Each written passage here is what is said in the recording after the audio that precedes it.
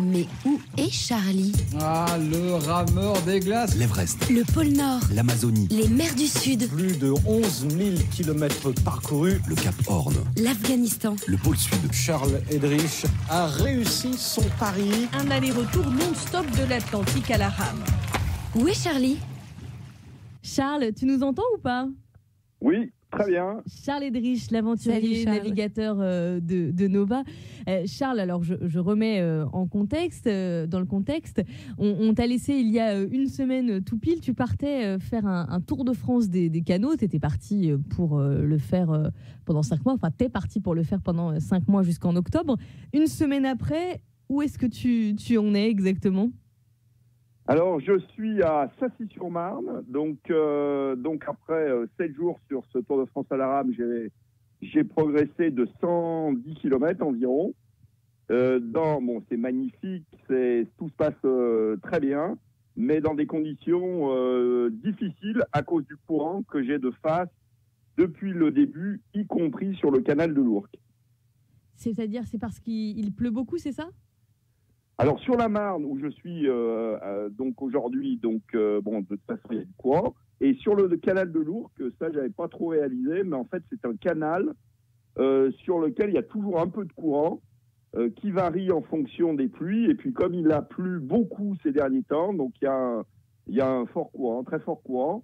Donc du coup, pour progresser un tout petit peu plus vite, j'ai tracté à l'ancienne, on va dire, mon bateau sur les chemins de halage, comme les chevaux, les ânes ou les mariniers, il y a encore 60 ans. Mais tu l'as tracté à la main? À la main, oui. Donc, parce que j'arrivais à progresser à la rame par moment, je suis à 1 km/h, 1,5 km/h. Ah oui. Alors, quand le tractant à la main, maintenant, c'est comme toujours, hein, c'est pas une technique que je connaissais donc particulièrement, mais maintenant j'ai une assez bonne technique et j'arrive à avancer à peu près à 4-5 km/h. Mais ça c'est possible sur l'Ourcq, mais pas sur la Marne. Donc la traversée de la France à la rame, plus compliquée que le passage du Nord-Ouest apparemment. Disons, il y a quand même moins de danger. Donc, Moins d'ours mais polaires. non, physiquement, si, en plus, c'est comme toujours hein, sur une expédition, il faut un peu de temps pour trouver les automatismes. Quand je parle des automatismes, c'est aussi bien physique. On va prendre quelque chose de vraiment terre à terre. C'est se faire les mains, c'est-à-dire les ampoules. Là, j'ai les ampoules absolument partout, mais ça va être géré. Ça encore quelques jours. Et puis les automatismes techniques. Alors, j'ai parlé des chemins de halage ou sur la Marne, par exemple. Je suis constamment quasiment à 50 cm, 1 mètre du bord, parce que le long du bord, il y a souvent moins de courant. Et comme la Marne fait pas mal de virages, en plus, le courant est moins fort à l'intérieur. Donc, c'est toujours un petit peu d'habitude à acquérir. T'as fait de jolies rencontres cette semaine déjà? Alors, pour ce qui est des bateaux, sur le canal de l'Ourcq, pendant à peu près 100 km, j'ai pas croisé un bateau. Alors, par exemple, la dernière petite écluse que j'ai passée à Vared, qui est une écluse qui a été construite sous Napoléon et qui se manœuvre à la main, le dernier bateau qui a croisé dans cette écluse, c'était il y a un peu plus d'1 an. Donc.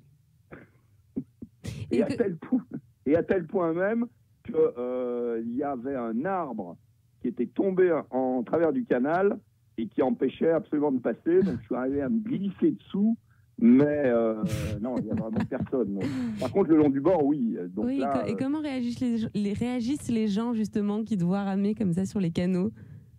Ils trouvent ça d'abord très étonnant, surtout à contre-courant, parce que même les éclusiers sur la Marne, ils sont très très surpris de voir un rameur à contre-courant. Enfin déjà, il n'y a pas de rameur, mais en plus à contre-courant. Et puis au-delà de ça, la rame, mais je l'ai vu dans le passage nord-ouest avec les Esquimaux, ça, c'est quelque chose qui attire, si on peut dire, un contact, un échange immédiat. Parce qu'il y a pas, c'est un petit peu comme à vélo, il n'y a pas de distance qui se crée liée au fait d'avoir un gros bateau ou ou un gros 4x4.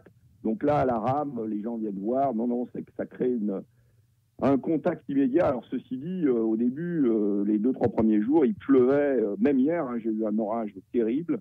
Donc c'est pas les meilleurs. Oui, pour l'instant, t'es pas aidé par la météo. On espère évidemment qu'il va faire un peu meilleur dans les prochaines semaines. Merci Charles.